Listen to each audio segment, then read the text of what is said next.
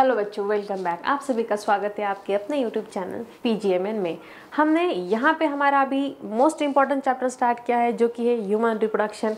इसमें initial phase हमारा complete हो गया है। अभी नेक्स्ट वाला हमने इसमें मेल रिप्रोडक्टिव सिस्टम स्टार्ट किया है और इस वाले में हमने इंट्रोडक्शन ले लिया है।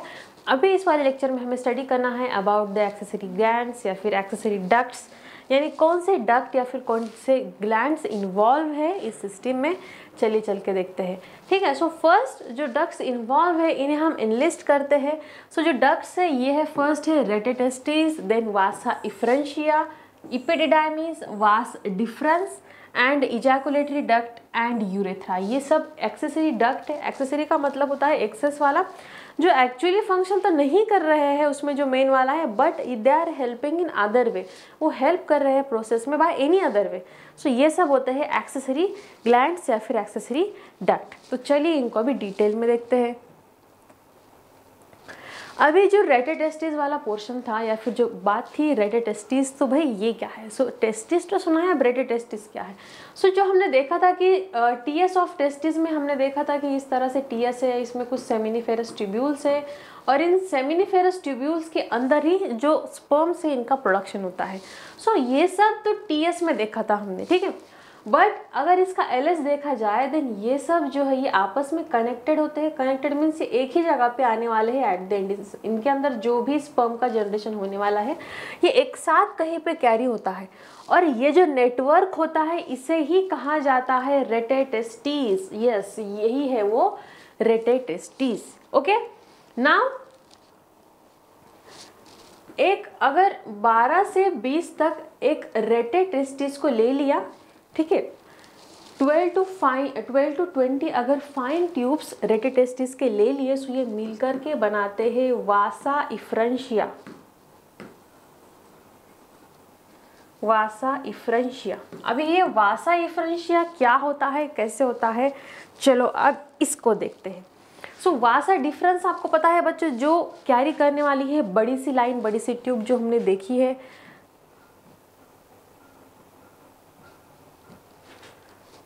यस, सो ये वाला जो बड़ा पाइपलाइन था ये है वासा इफ्रेंशिया, ठीक है। अब वासा डिफरेंशिया क्या होता है।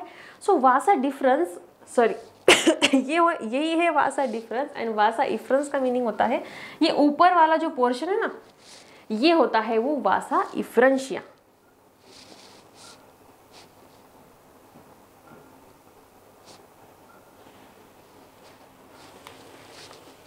ओके, सो जो रेटेटेस्टिस है अगर 12 to 20 एक साथ आते हैं एक जगह पे, इसे कहा जाता है वासा इफ्रेंशिया। अब ये वासा इफ्रेंशिया क्या करता है। सो एक डायग्राम बना देते हैं हम, ठीक है। मान लो कि ये टेस्टिस वाला पोर्शन है, ठीक है, और इसके ऊपर यहाँ पे होता है इपिडिडाइमिस, ठीक है। इस तरह से कंटिन्यूएशन में ही होता है। यहाँ पे एक सस्पेंडरी सेल्स होते हैं और ये है वासा डिफरेंस, ठीक है। ये है वासा डिफरेंस। ओके, अभी जो रेटेटेस्टिस है या फिर जो वासा इफ्रेंशिया है, वासा इफ्रेंशिया क्या करता है, जो भी यस यहाँ पे इनसाइड हो रहा है स्पर्म का जनरेशन, ठीक है, स्पर्म जनरेशन। सो जितना भी स्पर्म जनरेट हो गया है इसको एक साथ कैरी करना है ऊपर की तरफ। सो स्पर्म को जनरेट करने के बाद ये जो वासा इफ्रेंशिया होता है या फिर 12 to 20 जो हमारे रेटेटेस्टिस एक साथ आके बनाने वाले हैं वासा इफ्रेंशिया, ये क्या करते हैं, बने हुए इस स्पर्म को कैरी करते हैं और कैरी करने के बाद इसे इपिडिडाइमिस, यानी ये ऊपर वाले पोर्शन है, ये ऊपर वाला जो पोर्शन है इसे इपिडिडाइमिस कहा जाता है और ये हाईली कॉइल्ड होता है। यानी जिस तरह से अगर मान लो कि कुछ नूडल्स वगैरह एक साथ रख दिया देन वो हाईली कॉइल्ड, कम स्पेस में काफ़ी ज़्यादा लेंथ वाले आने वाले, तो उसी तरह से इपिडिडाइमिस जो होता है एक हाईली कॉइल्ड स्ट्रक्चर होता है।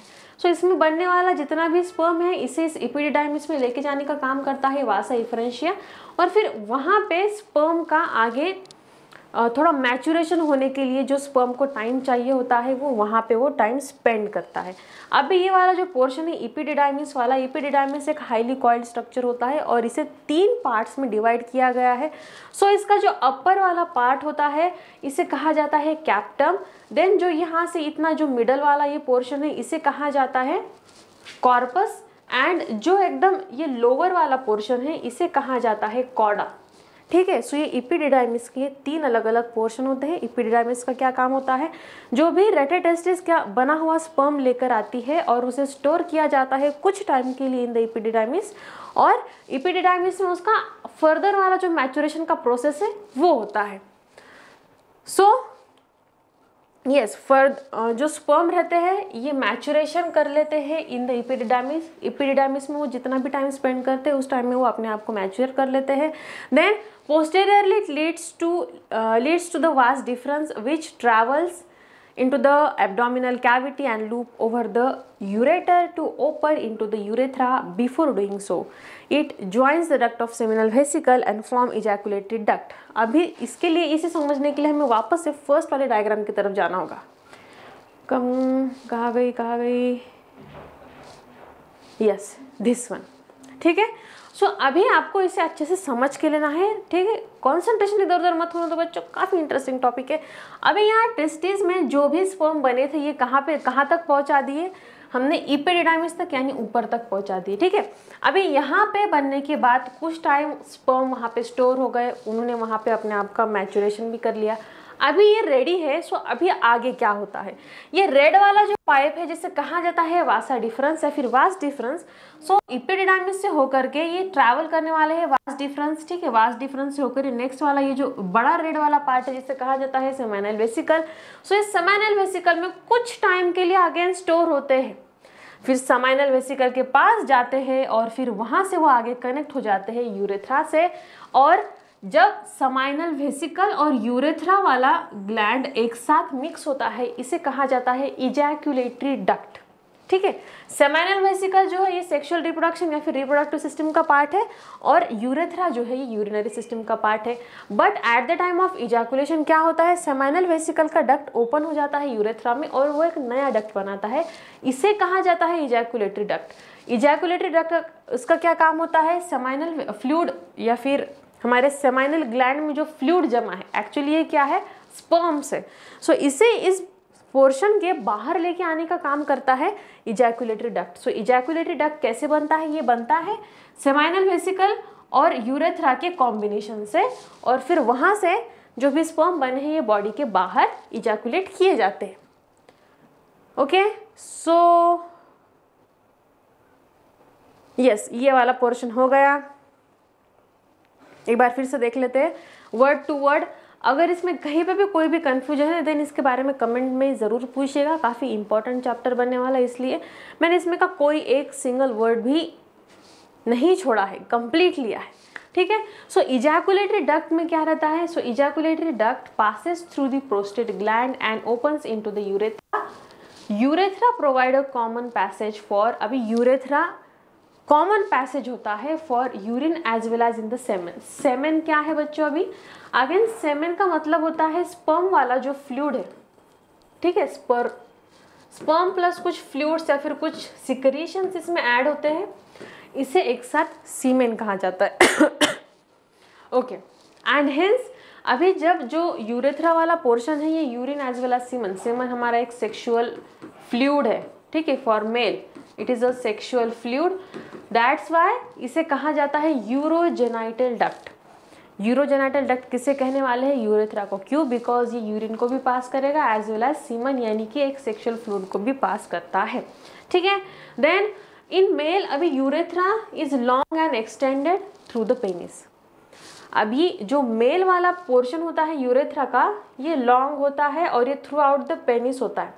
ठीक है, पेनिस के थ्रू आउट वाला ये जो इंटरनल ट्यूब है जो urine as well as semen को कैरी करने वाली है इसे कहा जाता है यूरेथ्रा, और ये लॉन्ग होती है इन मेल्स। एंड ये कहाँ पे ओपन होती है, ये ओपन होती है again at the penis. Okay, it open to the outside by opening which is called as urethral meatus. ठीक है, और यूरेथ्रल ओरिफिस। अभी यूरेथ्रल ओरिफिस कहाँ पे होता है? ये जो ग्लैंड्स वाला पोर्शन देखा था हमने, पीनस का फ्रंट वाला पोर्शन, इसमें एक ओपनिंग होती है विच इज़ फॉर यूरेथ्रा। इसे कहा जाता है यूरेथ्रल मीटस और urethral orifice. All the accessory duct except urethra are present in pair. ठीक है, जितने भी डक्ट होते हैं in male reproductive organ, in male reproductive system, सभी डक्ट ऑलमोस्ट पेयर में प्रेजेंट है, यानी कि ये दो दो होते हैं, एक्सेप्ट यूरेथ्रा। बस जो यूरेथ्रा वाला पोर्शन है ये मेल रिप्रोडक्टिव सिस्टम में सिर्फ सिंगल होता है या फिर सिर्फ वन होता है। बाकी जितने भी डक्ट है ये सब नंबर में पेयर में प्रेजेंट होते हैं। Okay, yes. सो ये था अबाउट दी एक्सेसरी डक्ट और एक्सेसरी ग्लैंड। सो यहाँ तक देख लिया। अभी नेक्स्ट वाला जो पार्ट आता है आफ्टर एक्सेसरी डक्ट, अभी हमें देखना है ग्लैंड्स। अभी ग्लैंड्स का क्या मतलब होता है? ग्लैंड्स मीन्स एक इंटरनल पार्ट होता है जो कुछ केमिकल्स को सिक्रेट करता है या फिर किसी फ्लूइड के सिंथेसिस में हेल्प करता है। इन सभी को कहा जाता है ग्लैंड। सब आइए देखते हैं ग्लैंड्स के बारे में। अभी मेल रिप्रोडक्टिव सिस्टम में कौन कौन से ग्लैंड है इसके बारे में हमें वन बाय वन डिटेल में देखना है। तो चलिए चलते हैं। सो ग्लैंड्स क्या होते हैं? ये ग्लैंड्स अभी हमें आगे भी स्टडी करने हैं। सो ग्लैंड बेसिकली एक इंटरनल बॉडी का पार्ट होता है जो डायरेक्टली उनका जो भी सिक्रेशन होता है उसे रिस्पेक्टिव सिस्टम में छोड़ देता है। इसी को ग्लैंड्स कहा जाता है। ओके, सो अभी जो ग्लैंड्स है इसमें से फर्स्ट वाला ग्लैंड जो हमें स्टडी करना है for any mail reproductive system, it is the seminal vesicle. So seminal vesicle क्या होते हैं?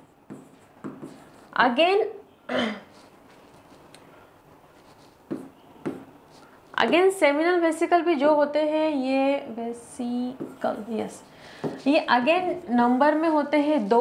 इसका मतलब है ये पेयर में प्रेजेंट होते हैं। ये कहाँ पे प्रेजेंट होते हैं? ये होते हैं back to the urinary bladder.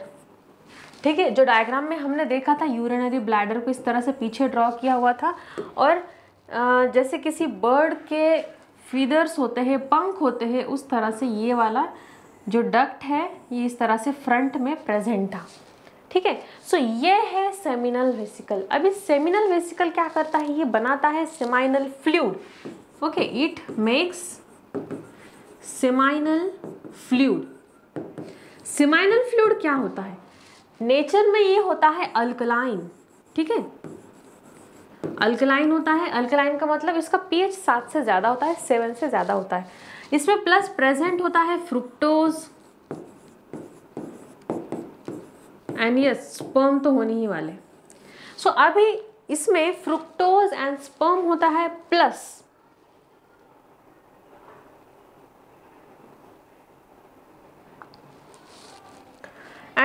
इसमें होता है कुछ अमाउंट ऑफ फाइब्रिनोजेन। ओके, अभी यहाँ पे फ्रुक्टोज का क्या काम होता है? सो फ्रुक्टोज हमेशा, देखो आपको पता होगा कि ये एक शुगर का टाइप है। ठीक है, शुगर का टाइप होता है एक फ्रुक्टोज, और जब भी हम शुगर लेते हैं तब हमें फ्रेश लगता है, हमें एनर्जी आ जाती है। तो सेम यहाँ पे भी फ्रुक्टोज क्या करता है? यहाँ पे जो स्पर्म होते हैं इस वाले फ्लूइड में, इसे एनर्जी प्रोवाइड करता है। एनर्जी क्यों चाहिए स्पर्म्स को? एनर्जी चाहिए होती है स्पर्म को फॉर द स्विमिंग। अभी यहाँ पे जो फ्लूइड बनने वाला है, इस फ्लूइड में स्पर्म को जिंदा रखना है। फिर स्पर्म वहाँ पे सिर्फ बैठे नहीं रहती है, कंटिन्यूसली मूव करते रहते हैं। ये कंटिन्यूसली एक मूवमेंट में होता है, इसे स्विमिंग कहा जाता है। ऐसे लगता है उन्हें देखने के बाद जैसे कि वो किसी एक वाटर के पूल में स्विमिंग कर रहे हो, दैट्स वाई इन्हें स्विमिंग कहा जाता है। ठीक है, सो स्पर्म के इस मूवमेंट के लिए या फिर स्पर्म के इस स्विमिंग वाले मूवमेंट के लिए जो एनर्जी चाहिए होती है, ये एनर्जी इस फ्रुक्टोज शुगर से मिलती है। प्लस एक फाइब्रिनोजेन भी इसमें होता है। फाइब्रिनोजेन का बेसिकली काम होता है कोएगुलेशन। सो जब भी ये इजैकुलेटरी फ्लूइड या फिर ये पूरा फ्लूइड किसी फीमेल के रिप्रोडक्टिव सिस्टम में एंटर करता है, देन वहाँ पे क्विक कोएगुलेशन हो जाए, दैट्स वाई यहाँ पे फाइब्रिनोजेन होता है। अभी एक स्पेशल फैक्ट है about the fructose. Seminal fluid में जितना भी ये फ्रुक्टोज होने वाला है, ये पूरे ह्यूमन बॉडी में कहीं पे भी सिंथेसाइज नहीं होता। ये सिर्फ प्रेजेंट होता है इन द स्पर्म, या फिर जो स्पर्मेटिक फ्लूइड होता है या फिर जो इजैकुलेटरी फ्लूइड होता है, इसी में ये वाला फ्रुक्टोज प्रेजेंट होता है। एंड दैट्स वाई इस फ्रुक्टोज का यूज़ किया जाता है to find out the victim of the rape. अगर किसी फीमेल पर रेप हुआ है देन पूरे बॉडी में फ्रुक्टोज कहीं भी नहीं पाया जाता एक्सेप्ट दिस इजैकुलेटरी फ्लूइड। अगर उस पर रेप हुआ है देन इसका मतलब है कि उसके रिप्रोडक्टिव सिस्टम में फ्रुक्टोज मिल जाएगा। एंड दैट्स वाई फ्रुक्टोज एक एविडेंस माना जाता है टू प्रूव अ रेप। अगर किसी रेप केस को प्रूव करना है देन वहाँ पे फ्रुक्टोज का प्रेजेंट होना काफ़ी इंपॉर्टेंट होता है। एंड इसके प्रेजेंट से प्रूफ हो जाता है कि हाँ वहाँ पे कोई इजैकुलेटरी फ्लूइड गया है, इसका मतलब वहाँ पे रेप हुआ है।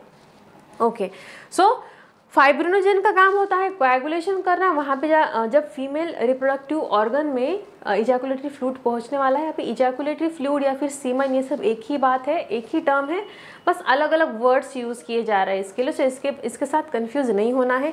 सो फाइब्रिनोजेन का काम होता है कोएगुलेशन प्रोवाइड करना, और प्लस ये क्या करता है, फिर जब भी फीमेल सिस्टम में जाता है देन इसे बाहर की तरफ मूवमेंट को रोक देता है। ठीक है, फीमेल रिप्रोडक्टिव सिस्टम का बाहर की तरफ होने वाला मूवमेंट रोक देता है, दैट्स वाई। और इसके अपोजिट में वो इंटरनल मूवमेंट बढ़ाता है, यानी ये हेल्प करता है स्पर्म को to move towards the female ovaries. ठीक है, ओवरी में जहाँ पे एक सेल प्रेजेंट होता है वहाँ तक स्पर्म को सेंड करने के लिए ये इंटरनल मूवमेंट काफ़ी इंपॉर्टेंट होता है, जो कि इन सब केमिकल्स के हेल्प से प्रोड्यूस होता है। सो ये था हमारा first gland that is seminal vesicle. और सेमिनल वेसिकल में जो फ्लूइड बनता है इसे कहा जाता है सेमाइनल फ्लूइड। इसमें मेन कंटेंट होता है फ्रुक्टोज। फ्रुक्टोज सिर्फ ह्यूमन बॉडी के इजैकुलेटरी फ्लूइड में ही पाया जाता है, अदरवाइज ये कहीं पे भी नहीं मिलने वाला। एंड दैट्स वाई इसे किसी रेप केस के प्रूफ करने में या फिर डिटेक्शन करने में यूज़ किया जाता है। तो अभी हम बढ़ते हैं हमारे नेक्स्ट वाले ग्लैंड की तरफ जो है प्रोस्टेट ग्लैंड। तो चलिए बढ़ते हैं आगे। सो जो नेक्स्ट ग्लैंड है ये है प्रोस्टेट ग्लैंड। अभी कुछ याद आ रहा है बच्चों पिछले वाले डायग्राम्स? सो प्रोस्टेट ग्लैंड कहाँ पे थी? जो यूरिनरी ब्लैडर, ठीक है, सबसे पहले यूरिनरी ब्लैडर है, देन ये उसका कंटिन्यूएशन। एंड प्रोस्टेट ग्लैंड जो होती है एग्जैक्टली सॉरी इसके बीनीथ यहाँ पे प्रेजेंट होती है। ओके, सो ये है प्रोस्टेट ग्लैंड। प्रोस्टेट ग्लैंड से जो भी फ्लूइड सीक्रेट होता है इन द सीमेन, ये अबाउट 30% वॉल्यूम बनाता है सीमेन का। ठीक है, जो भी सीमेन आने वाला है इसका 30% जो वॉल्यूम है ये बनता है फ्रॉम द प्रोस्टेट ग्लैंड। अभी प्रोस्टेट ग्लैंड ये एक ऐसी ग्लैंड है जो पूरे मेल रिप्रोडक्टिव सिस्टम में काफ़ी लार्ज ग्लैंड है, और जिसमें आई थिंक अबाउट इसमें कुछ 20 से 30 लोब प्रेजेंट होते हैं, लोब्स यानी parts. Okay, so prostate gland जो है ये एक one of the large gland है in the male reproductive system. Okay, सिर्फ मेल रिप्रोडक्टिव सिस्टम की बात कर रहे हैं, it is one of the largest gland. इसमें कितने लोब प्रेजेंट होते हैं? देन इसमें 20 से 30 लोब प्रेजेंट होते हैं। इससे जो भी सिक्रीशन आने वाला है ये एक एसिडिक सिक्रीशन होता है। ठीक है, एसिडिक सिक्रीशन है। कहाँ पे प्रेजेंट होती है? ये प्रेजेंट होती है underneath, it is present underneath यानी बिलो। कहाँ पे प्रेजेंट होती है? Underneath the urinary bladder. Okay, ये जो सिक्रीशन देती है ये सिक्रीशन मिल्की सिक्रीशन होता है, यानी दिखने में एक मिल्की या फिर you can say whitish secretion होता है। इसके सिक्रीशन में प्रेजेंट होता है एसिड फॉस्फेट। ओके, अभी देखो यहाँ पे ये एक एसिडिक सिक्रीशन देता है, सो दैट्स वाई कहीं ना कहीं एसिड तो होने ही वाला है। सो कौन सा एसिड प्रेजेंट होता है? सो ये है acid phosphate. Okay, the acids present. अब इसमें कौन से एसिड्स प्रेजेंट होते हैं? सो द नंबर 1 एक होता है एसिड फॉस्फेट। ठीक है, एक होता है acid phosphate, another citric acid. So ये दोनों एसिड के प्रेजेंस के कारण प्रोस्टेट ग्लैंड का जो भी सिक्रीशन है ये एसिडिक नेचर में हो जाता है। अभी एसिडिक नेचर वाला जो सिक्रीशन होता है ये क्या करता है? सो ये प्रोटेक्ट करता है स्पर्म्स को from the acidic environment of the vagina. Vagina का भी जो इन्वायरमेंट होता है ये कैसा होता है, एसिडिक ही होता है। सो अगर एसिडिक है वजाइना का पीएच, देन अगर वहाँ पे स्पर्म चला जाता है, देन चांसेस है कि वजाइना की एसिडिटी के कारण हो सकता है कि स्पर्म वहीं पे डिग्रेड हो जाए। सो उसे प्रोटेक्ट करने के लिए जो प्रोस्टेट ग्लैंड का सिक्रीशन होता है ये खुद ही एसिडिक होता है, एंड ये प्रोटेक्ट करता है स्पर्म को ताकि वो डिग्रेड ना हो before reaching to the eggs, यानी फीमेल गैमेट से मिलने के पहले ही डिग्रेड ना हो। दैट्स वाई यहाँ पे प्रोटेक्ट करना होता है स्पर्म को in the acidic environment, and that's Y prostate gland एक एसिडिक फ्लूइड को कंट्रीब्यूट करता है इन द सीमन, और इसका परसेंटेज होता है 30%। Okay, very good. I hope कि यहाँ तक आपको समझ में आया होगा। ठीक है, अभी नेक्स्ट वाला एक ग्लैंड है उसको देख लेते हैं।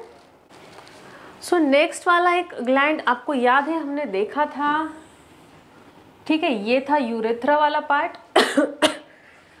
यहाँ पे ऐसे हेडफोन की तरह एक दो छोटे छोटे ग्लैंड्स नज़र आए थे हमें, ठीक है। फिर उसके ऊपर थे हमारे सेमाइनल वेसिकल्स यहाँ पे इस तरह से, ठीक है। सो ये वाला जो पोर्शन था इसे कहा जाता है काउपर्स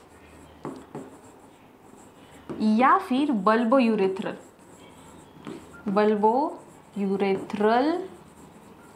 ग्लैंड्स। अभी इसे काउपर्स एक कोई साइंटिस्ट का नाम होगा, दैट्स वाई कहा जाता है, और बल्बोयूरेथ्रल इसलिए कहा जाता है क्योंकि फर्स्ट ऑफ ऑल ये यूरेथ्रा का जो पोर्शन है इसके ऊपर प्रेजेंट है और इनका शेप किसी बल्ब की तरह है, दैट्स वाई इसे बल्बोयूरेथ्रल ग्लैंड कहा जाता है। अगेन ये जो हमारा काउपर्स ग्लैंड है, काउपर्स ग्लैंड, ओके। अब इसके बारे में कुछ इंपॉर्टेंट पॉइंट्स। सबसे पहले अगेन ये भी पेयर में ही प्रेजेंट होता है, इसका शेप होता है पी की तरह, यानी किसी मटर की तरह, ओके। पी शेप्ड, काफी छोटा है, ठीक है। ये क्या सिक्रेट करता है? सो काउपर्स ग्लैंड या फिर बल्बोयूरेथ्रल ग्लैंड जो फ्लूइड सिक्रेट करता है, ये फ्लूइड होता है विस्कस या फिर म्यूकस होता है इसमें। अभी ये क्यों होता है? एंड हाँ, ये अल्कलाइन होता है, नेचर में अल्कलाइन होता है। अभी ये जो भी फ्लूइड सिक्रेट करने वाला है ये विस्कस और म्यूकस इसलिए होता है, ये प्रोवाइड करता है लुब्रिकेशन, ठीक है, लुब्रिकेशन व्हाइल, यस, ये लुब्रिकेशन प्रोवाइड करता है at the time of copulation. अभी कोपुलेशन क्या होता है? सो कोपुलेशन होता है, कोपुलेशन एक फिजिकल प्रोसेस होता है जिस प्रोसेस से मेल एंड फीमेल गैमेट एक साथ आने वाला है या फिर मेल बॉडी से फीमेल बॉडी में ट्रैवल करने वाले हैं, इसे कहा जाता है copulation. So at the time of copulation वहाँ पे ल्यूब्रिकेशन प्रोवाइड करने के लिए एक विस्कस फ्लूइड का होना इंपॉर्टेंट होता है, और ये वाला विस्कस फ्लूइड सिक्रेट किया जाता है बाय दिस बल्बोयूरेथ्रल और काउपर्स ग्लैंड। सो इतना ही कंट्रीब्यूशन है इस छोटे से साइज के ग्लैंड का, ठीक है। अभी आगे के पोर्शन में हमें स्टडी करना है about all the semen and external genitalias. So next lecture को वॉच कीजिए कंटिन्यूअसली, और अगर कोई डाउट है, क्वेश्चन है, then please ask in the comment. Yes, take care.